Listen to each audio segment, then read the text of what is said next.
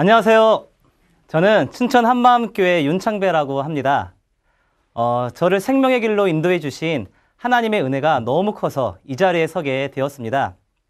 저는 군 경력 포함해서 6년이면 졸업할 인천교육대학교를요, 무려 8년 6개월 만에 그것도 간신히 졸업을 했습니다. 제가 이렇게 대학을 오래 다니게 된 이유는요, 잦은 휴학과 학점 미수, 그리고 구속 때문이었습니다.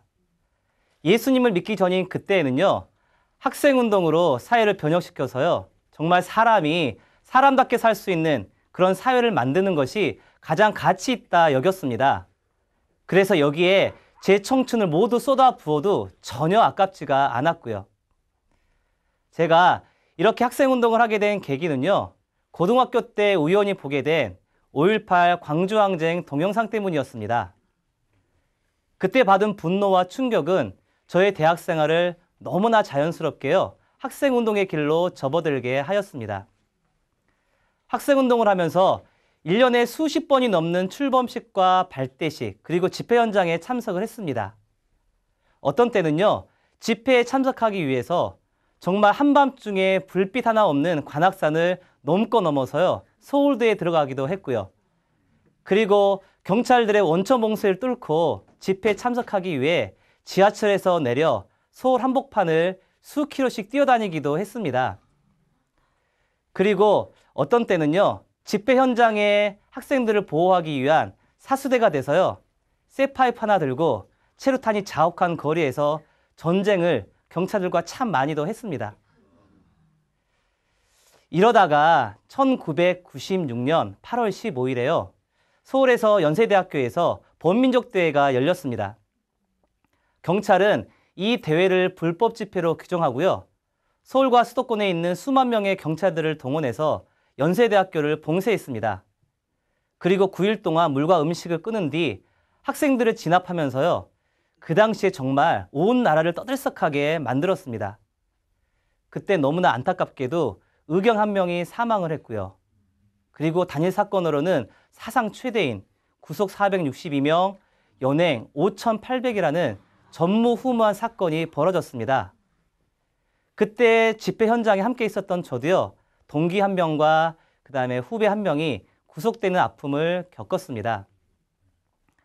그리고 1년 뒤 1997년에는 인천교육대학교 개교일에 정말 충격적인 사건이 하나 벌어졌습니다. 인천경찰청 보안국에서는요, 인천교육대학교 근현대사 역사 교육을 위해 결성한 통일을 여는 사람들을 이적단체로 규정하고 1년 넘게 내사를 벌였습니다. 그러다가 1997년에요, 총학생회와 과학생회 간부 11명을 구속시켰습니다.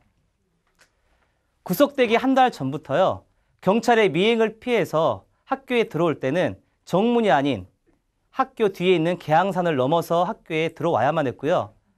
회의를 위해서 버스를 탈 경우에는 반드시 중간에 한두 번 내려서 경찰의 미행을 따돌려야만 했습니다.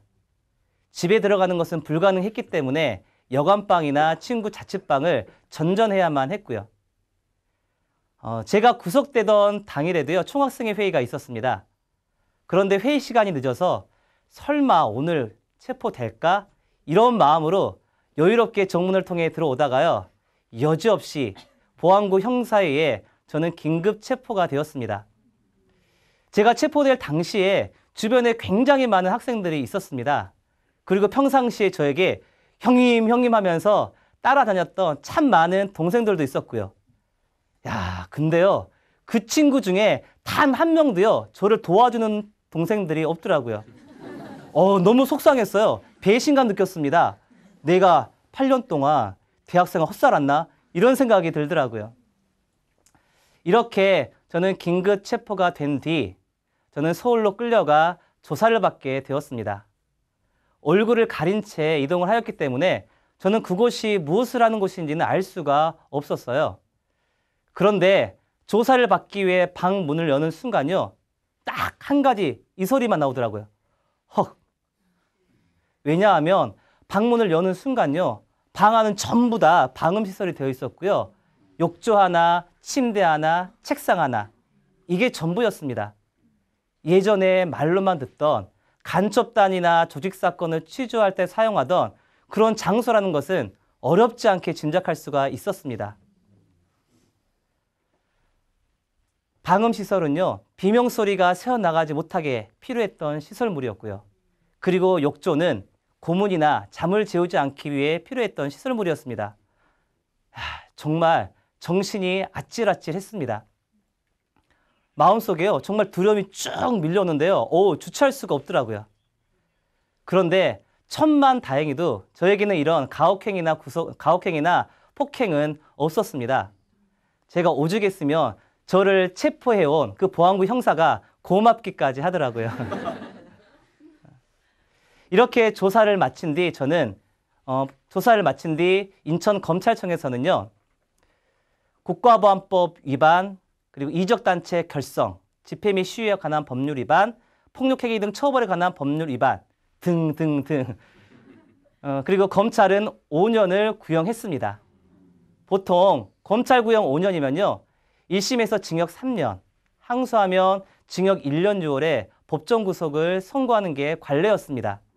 그래서 저의 석방을 위해서 밤낮으로 눈물과 금식으로 기도하시는 저희 어머니께요, 괜한 수고 마시고 제가 출소할 때까지 몸 건강히 잘 계시라는 마지막 인사를 드리고 저는 마지막 선고 공판을 준비하였습니다.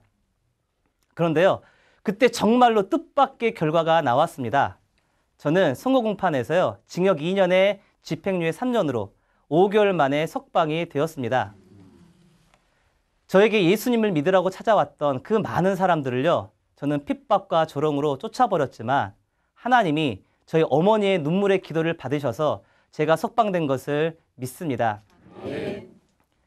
이렇게 석방이 된 뒤 어느 선배로부터요, 어떤 제안을 받았습니다. 그 제안은요, 인천 부천지구 총학생회 연합 투쟁국장이라는 자리였습니다. 투쟁국장을 맡게 되면 또다시 구속을 각오해야만 했었어요. 그리고 구속을 피해서 언제 끝날지 모르는 수배 생활을 감당해야만 했기 때문에 그때는 정말 자신이 없었습니다. 특히나 저를 바라보시며 눈물 흘리시던 그 어머니의 얼굴을 저는 외면할 수가 없었고요. 그리고 제 앞날에 대한 염려는 그 투쟁국장 자리를 거절하고 인천을 도망치던 나와 경기도 과천에서 공인요원으로 복무하게 했습니다.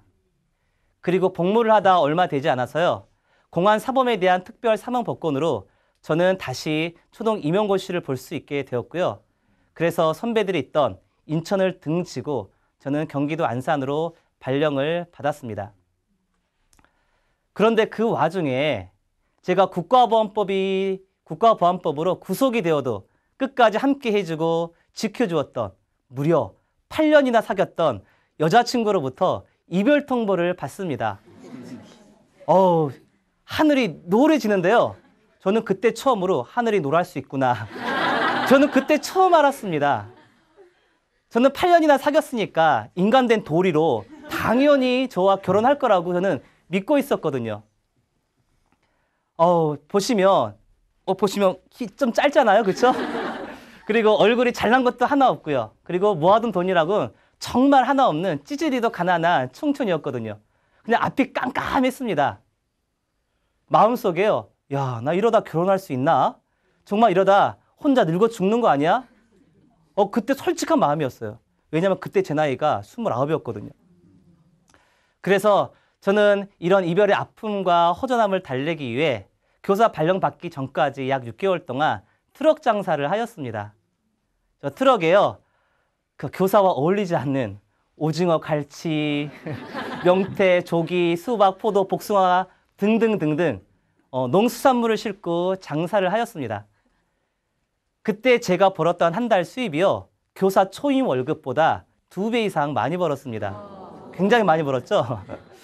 그래서 제가 그때 이 돈 버는 맛을 알아가지고요, 이별의 아픔은 금방 잊을 수가 있었습니다. 이건 여담인데요. 그 갈치를 사실 때는 꼬리와 머리가 잘린 갈치는 웬만하면 사지 않는 게 좋습니다. 왜냐하면 꼬리와 머리를 잘라버리면 이게 국산인지 수입인지 분별이 안 되거든요. 제가 그렇게 속여서 팔았습니다. 죄송합니다. 반성하고 회개 많이 했습니다. 저에게 이런 구속과 배반, 그리고 이별의 아픔이 제 인생에 있어서 대박이 될 줄은 저는 꿈에도 몰랐습니다. 왜냐하면 제가 선배들이 있던 그 인천을 배반하고요. 등지고 발령받은 경기도 안산에서 지금의 아내를 만나게 되었습니다. 제가 만난 아내의 첫 인상은요. 정말 새벽 이슬처럼요. 진짜 맑고 순수한데 그냥 맑은 호수 같더라고요. 그래서 제가 제 아내에게 쓴 편지 첫 머리글이요. 어린 왕자의 눈을 닮은 재영이에게 이렇게 썼습니다. 그때는요. 정말 그렇게 보였습니다. 콩깍지가 씌었던 거죠. 이렇게 만난 아내를 통해 저는 춘천 한마음교회를 가게 되었습니다. 그리고 저는 그곳에서요. 부활하신 예수님을 만나게 되었습니다. 제가 국가보안법으로 구속이 되지 않았다면 저는 아마도 인천을 절대 떠나지 않았을 거예요. 그리고 마찬가지로 사회 변혁의 길을 절대로 포기할 인물이 아니었기 때문에 하나님께서는 저를 구속이라는 방주 안으로 끌고 들어오셔서요. 이 부활하신 예수님을 만나는 축복을 허락하여 주셨습니다. 네. 모든 것이 합력해서 선을 이루시는 하나님의 은혜인 것을 저는 믿습니다. 네. 이렇게 아내와 함께 가게 된 춘천 한마음교회. 그런데 결코 쉬운 길이 아니었습니다. 왜냐하면요. 하나님을 안 믿으면서 예배당에 앉아있는 것 그 자체가요. 너무 힘들었거든요. 더군다나 제가 예수님을 안 믿으면요. 이 여자가 절대로 결혼해 주지 않을 것 같더라고요. 그리고 더 심한 건 옆에 있던 형제 자매들도 그렇게 얘기하는 거예요. 야, 전부 한통속이었습니다. 그러니 제 속이 오죽 타들어갔겠어요. 막 타들어가는 거예요. 급해지고요. 그래서 제가 선택할 수 있는 길은 정말로 예수님을 믿어서 결혼을 하든지 아니면 결혼 포기하든지 둘 중에 하나였습니다. 저는 뭐 아니면 도였거든요. 죽으면 죽고 살면 살고 그 중간은 없었습니다. 그래서 그때부터 간절히 하나님을 찾기 시작했습니다. 제 머리와 이성으로는 절대로 보이지 않는 하나님은 믿을 수가 없었어요. 하지만 제 인생에 있어서 그 몇 달을 성경과 하나님에 대해 연구하고 알아보는 것도 굉장히 의미 있다 생각을 했습니다. 그래서 그때부터요. 저는 성경을 연구하기 시작했고요. 역사책도 공부했습니다. 그리고 형제와 교제하고 그리고 교회 예배는 빠짐없이 출석을 하였습니다. 그런데요. 만나면 얼마나 좋겠어요. 그런데 절대 이 고민 한 가지가 풀어지지 않는 거예요. 아니 어떻게 보이지 않는 하나님을 믿을 수가 있냐고요. 그리고 어떻게 보이지 않는 천국과 지옥을 믿을 수가 있냐고요. 미치겠는 거예요. 그런 경험 해보셨나 모르겠지만 해본 사람이 알아요. 이거 미치는 거예요. 저는 하나님을 믿고 싶었거든요. 아니요. 꼭 믿어야만 했습니다. 다 아시죠? 결혼해야만 했거든요. 그런데 이게 믿어지지가 않는 거예요. 미치고 한정하겠더라고요. 그래서 제가 하나님을 믿지도 않으면서 하나님 앞에 부르짖는 기도를 다 했습니다. 하나님, 당신 진짜 살아계십니까? 그러면 저에게 환상으로 나타내 보이시던지 아니면 내가 무슨 신비한 체험을 해서 당신을 믿을 수 있게 해달라고요. 그런데요. 저에게는 이런 놀라운 일들이 결코 일어나지 않았습니다. 너무나 답답해서 고민하고 있던 도중에 교회 형제와 교제를 하게 되었습니다. 그런데요. 그때부터 신선한 충격이 제 머리를 강타하기 시작했습니다. 보이지 않는 하나님이 이 땅에 사람으로 오셨다가요. 다시 올라가셨다는 겁니다. 그분이 바로 예수님이라는 거예요. 저는 순간 충격이었습니다. 예수가 하나님이라고? 분명히 2000년 전에 베들레헴에서 태어난 인간 예수. 그리고 십자가에 못 박혀 죽은 그 인간 예수가 하나님이라고 말을 하는데요. 저는 너무 혼란스러웠어요. 저는 살아생전에 예수가 하나님이라는 얘기는 그곳에서 처음 들었거든요. 너무 혼란스러웠습니다. 그러면서 이어진 질문이 한 가지 있었어요. 그럼 예수가 하나님이라는 증거는 있나? 그런데 저와 교제해주던 그 형제요.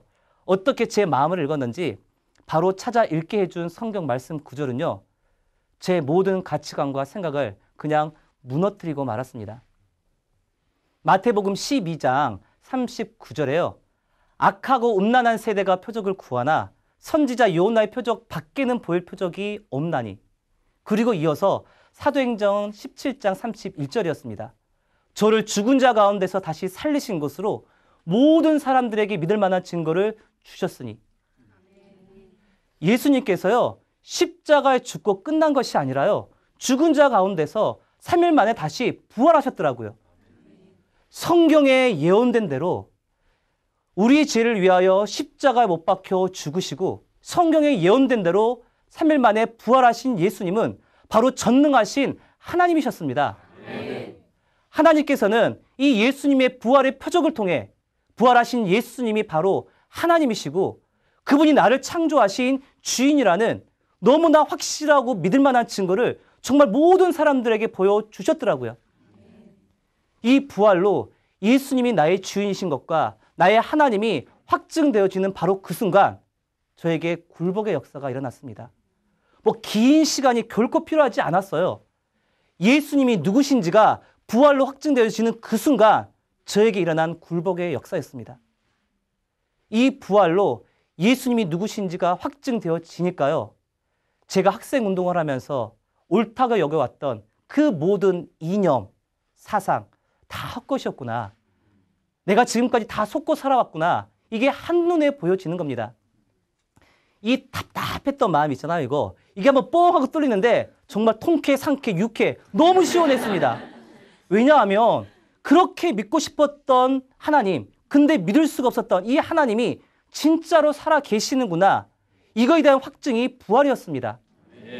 보이지 않는 천국과 지옥이 있구나. 이거에 대한 확증도 부활이었고요. 소설 같던 성경 66권, 이것이 모두 진짜라는 확증이 바로 부활이었습니다. 기도응답, 치유 역사, 신비한 체험, 이것도 놀라운 은혜지만 이게 하나님의 승부수가 아니고요. 죽었다가 다시 살아나신 이 부활의 표적이 바로 하나님의 승부수였더라고요. 저는 예수님이 누구신지가 보여지고 나니까 그때서야 죄가 무엇인지 비춰지기 시작했습니다. 저는 죄에 대해서요, 사람끼리 싸우고 누구 죽이고 이런 것들 있잖아요. 무척 나쁜 죄지만 저는 그게 죄의 전부라고 여겼습니다. 그런데요, 하나님께서 책망하시는 죄는 그런 죄가 아니었더라고요. 전능하신 하나님이 나의 죄를 위하여 십자가 못 박혀 죽으시고 3일 만에 부활하셔서 이 부활하신 예수님이 나의 주, 나의 하나님이라는 믿을 만한 증거를 보여주셨음에도 불구하고 여전히 이 전능자를 배척하고 이 예수님을 믿지 않고 내가 주인 되어 내 멋대로, 내 원대로 살아갔던 바로 그것이 죄였더라고요. 진리의 성령님이 오시면 책망하시는 가장 근원적인 죄는 바로 요한복음 16장 9절의 죄. 죄에 대하여라 함은 저희가 나를 믿지 아니하며 예수님을 주인으로 믿지 않는 것, 그것이 바로 하나님이 책망하시는 근원적인 죄라는 것이 비춰지고 나니까요, 저는 그때 정말로 하나님 앞에서 눈물로 회개하지 않을 수가 없었습니다. 하나님은 없다라며 전능자를 부정하고 무시해왔던 그 많은 시간들, 그리고 이 완악한 저를 살리기 위해 찾아오셨던 그 수많은 예수님의 발걸음을 조롱과 비아냥과 비웃음으로 쫓아버렸던 시간들, 내 인생의 주인은 나라고 외치며 행했던 그 많은 죄악들, 그저 하나님 앞에서요, 이 죄인 용서해 주세요, 이 말밖에는 할 수가 없었습니다. 그리고 나서 정말 제 마음 중심에요, 2000년 전 도마의 고백을 드리게 되었습니다. 예수님은 나의 주인이시며 나의 하나님이십니다. 아멘. 이렇게 예수님을 믿고 나니까요, 사람들을 바라보는 저의 눈이 완전히 달라져 버렸습니다. 제가 가르치는 반 아이들, 그리고 제가 만나는 한 사람 한 사람이 이제는 제가 복음으로 살려야 하는 영혼들, 하나님이 저에게 맡겨주신 너무나 귀한 영혼들로 보이기 시작했습니다. 그래서 저는요, 3월 달에 학부모 총회가 열리면 학부모님들 앞에서 예수님에 대해서 얘기하고 예수님을 믿는 저의 신앙을 분명히 말씀드리며 약속드리는 게 한 가지가 있습니다. 저에게 맡겨주신 이 귀한 아이들, 이 아이들의 주인이 바로 예수님이시며 이 아이들을 대하는 것이 바로 예수님께 대하는 것임을 저는 알고 있습니다. 그래서 저에게 맡겨주신 이 영혼들 1년 동안 정말 예수님을 대하듯 제 마음 중심으로 섬기며 사랑하는 교사가 되겠습니다. 제가 주인데요. 절대로 이 아이들 함부로 대하지 않겠습니다. 이렇게 약속을 드립니다. 저는 학교에 단순히 돈 벌러 오는 교사가 결코 되고 싶지가 않습니다. 그리고 세상에 지식만을 전달해주는 교사는 더더욱 되기 싫고요. 저는요, 이 아이들을 복음으로 살리는 교사, 그리고 정말 예수님의 마음과 심장과 사랑으로 하나아이를 섬기고 사랑해 줄 수 있는 그런 교사가 되고 싶습니다. 그래서 매일 하나님 앞에 무릎 꿇고 기도합니다. 정말 1년 동안 이 아이들 정말 섬기고 사랑하는 교사가 되게 해달라고요. 그러면서 학교에서는 이 부활하신 예수님, 저를 살리신 예수님을 너무나 기쁘게 증거하고 있습니다. 제 대학 동기 중에 한 명이 사람들을 만날 때면 종종 저의 얘기를 한다고 합니다. 다른 것은 몰라도 윤창배가 예수님 믿고 변화된 것이 바로 하나님이 살아계신 증거라고요. 저의 삶이 이렇게 놀랍도록 변화된 것은 다른 것이 아니라 바로 예수님은 나의 주인이시며 나의 하나님이시라는 너무나 확실한 복음의 능력이었습니다. 이 복음이 저를 살렸고요. 이 복음이 저를 변화시켰습니다. 이렇게 저를 인도하여 주신 하나님께 이 모든 영광을 돌리면서 부족한 저의 간증 마치도록 하겠습니다. 감사합니다.